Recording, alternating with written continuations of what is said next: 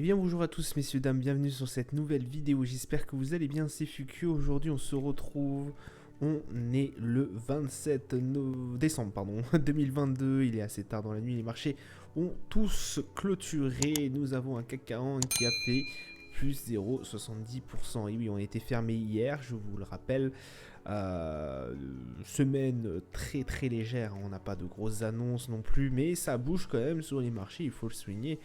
Donc oui, plus 0,70% sur le CAC 40, un Eurostoxx qui fait plus 0,29, le DAX plus 0,39, le FTSE 100 plus 0,05, le Dow Jones pratiquement tout juste dans le vert, hein, plus 0,11, le Nasdaq par contre qui plonge à moins 1,38. Le Nikkei 225 à plus 0,16, on a un pétrole Brent qui remonte lui aussi, hein, 84,83 plus 1 et quelques pourcents. Le 11 d'or au-dessus des 1800, 1811,39 l'euro USD à 1,064. On a un Bitcoin qui est aussi aux environs des 16 696, 45 exactement. Palmarès du SRD, l'isogène, plus 20,26%. IMAT Pharma, plus 18,46. Savantia, plus 3,42. Du côté des baisses, Plast Val de Loire, moins 5,28. Technicolor CS, moins 5,62. Métabolique Explorer, je crois que c'est ça, moins 14,50. Bon, aujourd'hui, ce qui a permis notamment au CAC de faire, lors du son plus haut de la journée, plus 1% et quelques, hein, je crois qu'on était même monté plus 1,30 ou 1,20, on se baladait, c'est notamment la décision de la Chine de lever la quarantaine pour les voyageurs. Et oui, alors, il faut prendre cette... comment vous dire, il faut prendre cette bonne nouvelle avec des pincettes. Alors oui, certes, il y a une perspective du retour des touristes chinois en Occident, maintenant que les contrôles à la frontière vont être un peu plus allégés. On le sait, mais moi j'ai vu notamment des vidéos, alors il faut s'en méfier, hein, mais j'ai vu des vidéos tournées des hôpitaux chinois complètement dépassés par le Covid-19. Incroyable quoi, des ambulances, enfin des hôpitaux complètement débordés, submergés de patients.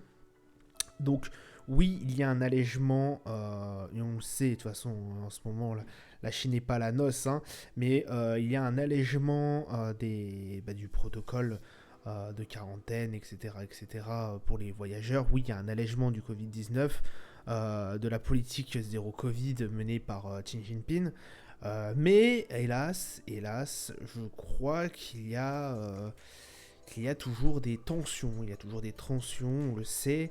On peut prendre l'exemple aussi de Apple, hein, de l'entreprise Apple, qui, je vous rappelle, il y a eu des problèmes au niveau de son énorme entreprise, de son sous-traitant, qui produisait notamment des iPhones, les derniers iPhones, où il y a eu des manifestations, des ouvriers qui réclamaient de rentrer chez eux, des primes qui n'ont pas été versées. Enfin, il y a eu tout un bordel avec voilà, cette politique de zéro Covid menée par le gouvernement chinois. Il y a aussi Tesla qui à l'heure actuelle est en train de s'effondrer. Alors, il n'y a pas que à cause de la Chine, parce qu'on se rappelle, je crois de tête, que Elon Musk avait dit qu'il allait retirer son usine, une usine de Chine, quoi, qu'il allait l'implanter ailleurs. Je crois que de tête c'est ça, hein. Si je m'y trompe pas, Tesla a promis que l'usine chinoise allait fermer. Voilà. Et qu'il allait sûrement l'implanter ailleurs. On sait que Apple c'était aussi dans les rouages. Effectivement, qu'Apple pourrait éventuellement être tenté de rapatrier son usine chinoise en Inde.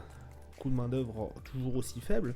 Et il n'y a pas cette émergence non plus de la middle class chinoise présente en Inde. Enfin, je sais pas comment vous dire, mais effectivement, on assiste à une émergence de la classe moyenne en Chine. Et ce qu'on n'avait pas il y a 10 ans, par exemple, quand Apple et les grosses entreprises s'étaient implantées là-bas. Maintenant, il y a beaucoup de personnes qui soit rapatrient dans leur, soit se rapatrient dans leur foyer de naissance, enfin leur pays de naissance, ouais, soit exportent complètement en Inde ou en au Bangladesh ou dans des pays toujours avec une main-d'œuvre très très peu chère et beaucoup moins coûteuse que celle de la Chine. Et pourtant, la Chine reste toujours le deuxième, et oui, le deuxième plus gros, gros mastodonte économie au monde. Euh, Premier avec l'US, mais enfin voilà, ça se bataille entre les US et les Chinois. Oui, je place toujours les US en fait au-dessus au-dessus au-dessus de la Chine au niveau puissance économique, malgré que voilà, c'est pas la enfin oui, on va pas être forcément d'accord sur tout, mais voilà, c'est les Chinois, les Américains qui se battent pour la première place. On peut citer notamment en point positif que les US ont quand même un dollar qui est extrêmement fort, et ils l'ont encore démontré sur cette crise, que le dollar est quand même le maître des monnaies. De toute façon, quand on achète du pétrole, j'ai envie de vous dire, on ne le paye pas en yuan, on le paye en dollars. La plupart des échanges se font en dollars, et oui, ça va en surprendre plus d'un. Donc effectivement, si du jour au lendemain ils ont envie de faire s'effondrer quelques monnaies ou n'importe quoi, un pays, ils pourraient le faire rien qu'avec leur monnaie. Enfin, peut-être pas aussi gros que la Chine, mais voilà, ça leur poserait pas trop de soucis. Voilà, c'était juste vraiment les grosses annonces. C'est vraiment la Chine qui prend la décision du coup de lever la quarantaine pour les voyageurs, et en tout cas de réduire le protocole mis en place à l'heure actuelle. Du côté des valeurs, on a LVMH et Hermès qui ont gagné de plus de 2%. Du coup, c'est à la suite, hein, en fait. Forcément, le monde du luxe qui apprécie énormément donc, la clientèle touristique chinoise, notamment sur Paris, hein, LVMH très présent à Paris. Ils ont d'ailleurs une boutique en plein centre, au cœur de la ville, au cœur de Paris. Je me rappelle plus comment il s'appelle ce boulevard, je suis vraiment con, mais c'est l'avenue des Champs-Élysées, je suis con. Quand même, voyons. Oui, ils sont aux Champs-Élysées, je crois, LVMH. Hermès, je ne crois pas qu'ils soient aux Champs-Élysées, je ne crois pas non plus, mais bon, c'est la même. Voilà, c'est la maison, c'est la rue d'à côté, quoi. Donc voilà, ils ont gagné 2%, forcément, suivi par les autres valeurs du luxe. Notamment boosté par le tourisme qui pourrait reprendre, les tourismes chinois qui pourraient reprendre. Du côté de la bourse de Milan, on a Moncler qui finit en gain de 3%, Salvatore Ferrando qui a progressé de 1,34%, tandis que Richemont, Cartier, Montblanc, Jaeger, Le Couture, Van Cleef et Arpels, etc. a gagné 3,34% à Zurich. Du côté du calendrier d'annonces économiques, on n'a pas eu grand chose. Oui, on a même quasiment rien eu. De toute façon, j'ai envie de vous dire, cette semaine, vraiment très très... c'est la semaine du chômage, hein, j'ai envie de vous dire. Il se passe rien entre le Noël et le Nouvel An, tout le monde a ses petites préoccupations, malgré que ça bouge quand même, hein, on a bien vu ça. Mais voilà, il se passe pas énormément de choses, pas de grosses annonces. Donc voilà, je voulais juste vous montrer ça. Demain, c'est pareil, c'est très très calme. On a peut-être quand même le taux de chômage au niveau de la Russie. Peut-être à checker, hein, pour ceux qui sont ceux qui sont un peu foufous de la Russie. Il y en a qui investissent en Russie. Bon bah, ça peut être une bonne occasion, hein, mais ça peut être aussi un très gros revers. Enfin bref, voilà, pas grand chose à dire. Alors, c'est surtout au niveau du marché. Au niveau du marché, en fait, on voit que pratiquement sur la journée, on est en baisse, hein, au niveau du CAC 40. Ça s'explique comment? Ça s'explique en fait, oui, d'accord. Les marchés ont très bien apprécié dans un premier temps, et surtout les Européens, etc., et que la Chine déconfine, patati patata. Mais derrière, en fait, quand les marchés européens ont clôturé et que Wall Street était toujours en marche, là ça a réduit, hein. Là je peux vous dire que ça a réduit net fort les gains. Donc et quitte à même passer en dessous, hein, voilà, on est passé en rouge. Alors en rouge on s'en tire pas si mal que ça, avec un gap gagnant quand même par rapport à ce qu'on a eu voilà, depuis la dernière cotation, c'est-à-dire vendredi, puisqu'hier on était fermé. 6540, bon ça reste quand même très très honorable. pour un CAC 40 qui est en petite chute quand même, hein, par rapport aux dernières annonces qui ont été faites il y a quelques semaines. Alors, on a un RSI qui reste neutre et on a un MACD qui est tout juste dans le rouge. Bon, voilà, à surveiller de près. Le Nasdaq, par contre, lui, ça n'a pas été la même chose. Le Nasdaq, vraiment, il a plongé incroyablement fort, je vous avoue. Ça m'a même surpris de perdre autant en... Voilà, alors on sait qu'il n'y a pas beaucoup d'exchanges qui sont faits, hein, en ce moment, c'est sûr et certain. Mais qui plonge à 1,30 quand même, ça a fait tout drôle quand même. Grosse baisse au niveau du Nasdaq, hein, pour vous dire, on va pratiquement arriver sur les plus bas, hein. Je vous rappelle que la barre, hein, des plus bas, elle est aux alentours des 10 680 et quelques bananes, hein. On est à 10 821. Et là, en gros, on se prend moins de 2%, on est sur les plus bas. Donc le Nasdaq, pas du tout en bonne forme en fait. Pas du tout en bonne forme. De toute façon, je vais pas vous faire un dessin, hein, vous voyez, c'est devant vous.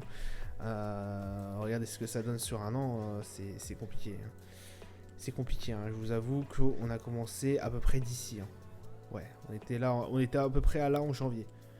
Voilà, donc ça s'est cassé la gueule lamentablement. Donc ça va être compliqué. De toute façon, je pense que je vais vous faire une vidéo de ce que je prévois en 2023. Ça va être soit une reprise, soit on va douiller sévère. On va vraiment douiller sévère. Et surtout au niveau de la tech va vraiment falloir qu'elle sorte la tête de l'eau, parce que sinon là ça va être un truc de fou, hein. Quand je regarde sur TradeView la valeur de Tesla, mais c'est incroyable. C'est incroyable la perte de vitesse. Même regardez Meta, mais cette année ça s'est effondré. Donc là on va voir des prix vraiment pour ceux qui veulent investir dans les actions. Il y a certains prix, mais ça va être tout simplement incroyable. Là, vous allez avoir si vraiment on arrive à vraiment baisser comme ça. Imaginez une action Tesla à 70 balles, mais c'est cadeau ça. Apple c'est pareil, Apple c'est dangereux en ce moment je crois, hein, de tête, je crois pas que ça... Ouais, il y a un seuil là, si ça tremble Apple, ça peut être très intéressant de rentrer en position dessus. Donc voilà, à suivre par la suite, mais ouais, les actions là, on a des prix assez florissants, j'ai envie de vous dire, assez intéressants. RSI, bon bah on va pratiquement frôler la zone de survente, hein, donc faire attention. MACD, bon, forcément on est passé en baisse, hein. Au niveau du Brent, alors le Brent ça s'est bien repris, hein, depuis quelques temps. Là on avait eu une belle montée là de 3 bougies vertes, rectifié et corrigé par 2 bougies rouges qui nous avaient repassé aux alentours des $80. On a vu que cette barre des $80 elle n'a pas cédé, donc on va rester à mon avis coincé entre les 90 et les 80 pendant un moment, sachant que là on voit bien que ça nous a fait de la résistance à ces 90. On avait essayé de repasser par en haut, au-dessus, ici ça n'avait pas marché.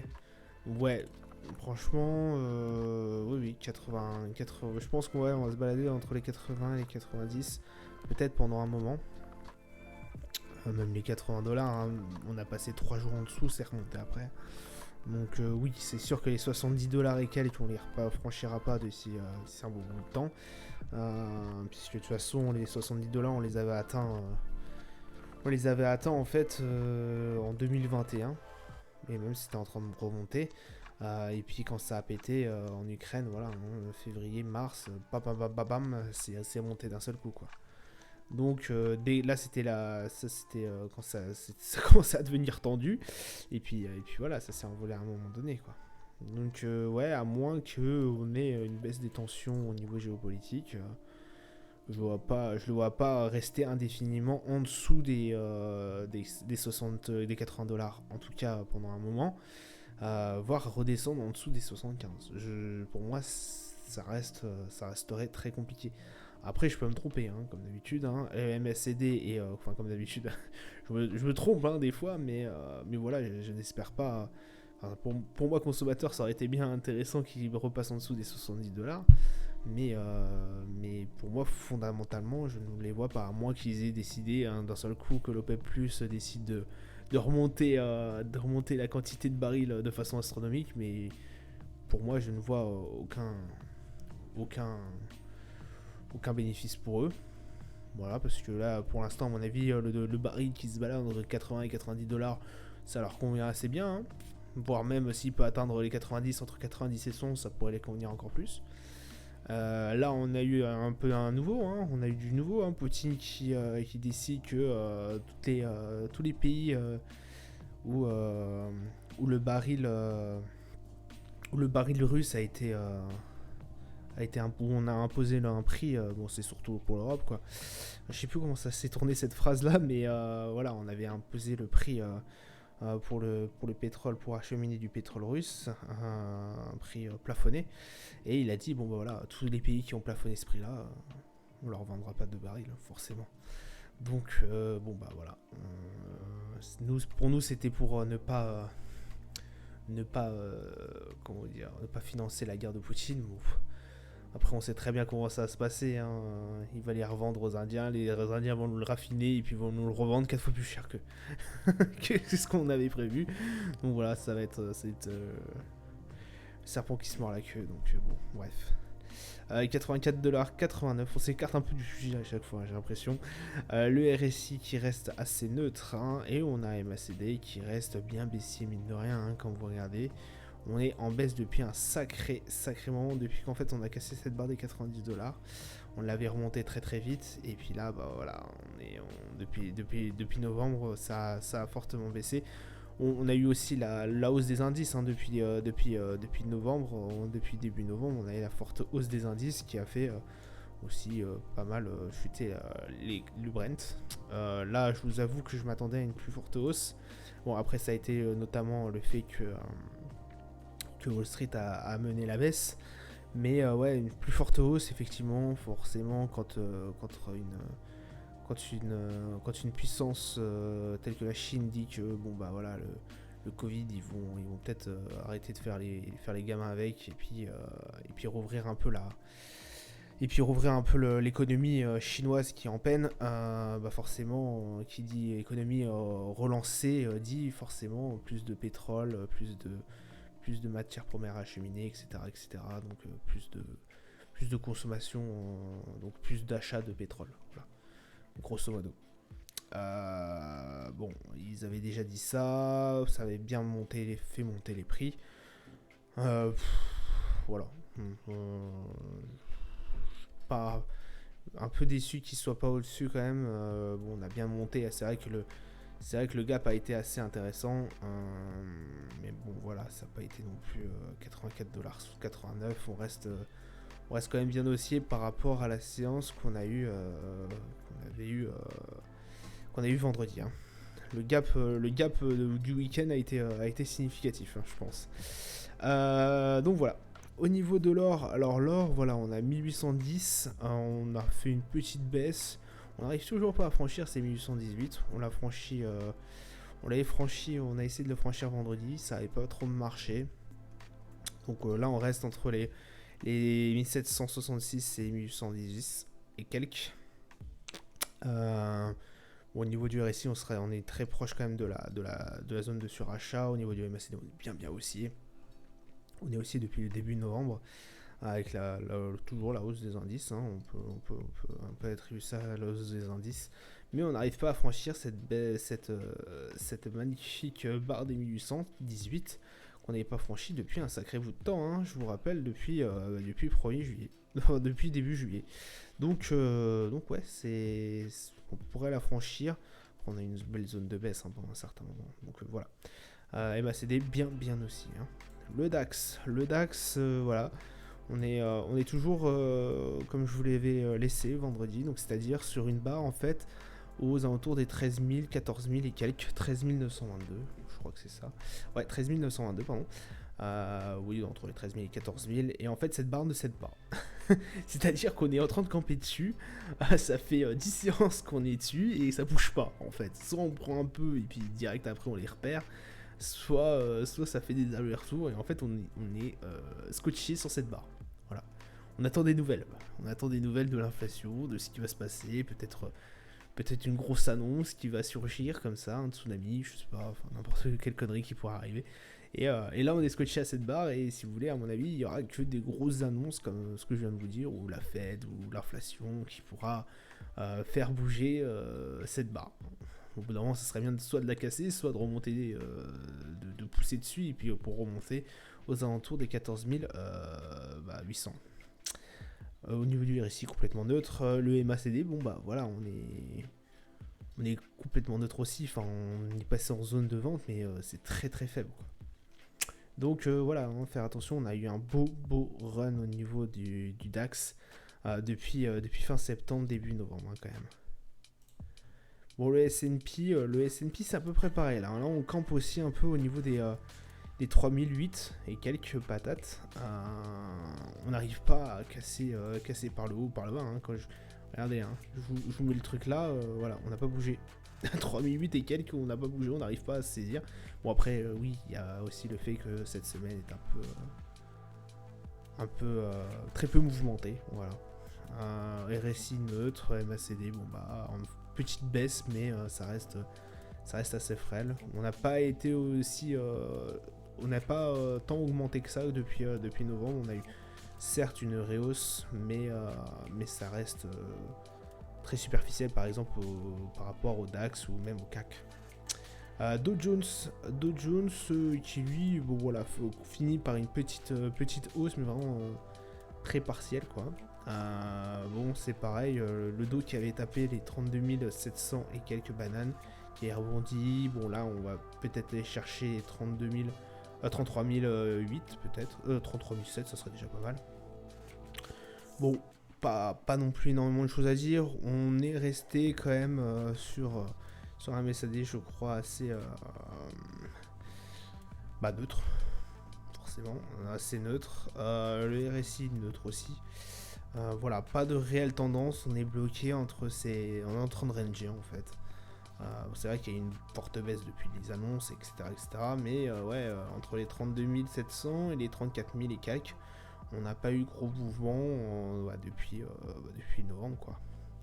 Donc voilà, forcément à attendre par la suite s'il y aura de grosses annonces. Je pense pas qu'on cassera cette barre des 34 000, et si on fend la barre des 32 000, ça sera juste pendant peut-être quelques jours, je pense, et pour rebondir dessus, à moins grosse annonce négative ou grosse annonce positive, si dans ce cas-là on rejoindra peut-être les 35 000 et quelques. Voilà, ça sera tout pour moi pour aujourd'hui. Je vous souhaite une agréable journée, une bonne soirée à vous. Je vous dis à plus tard. Ciao, ciao.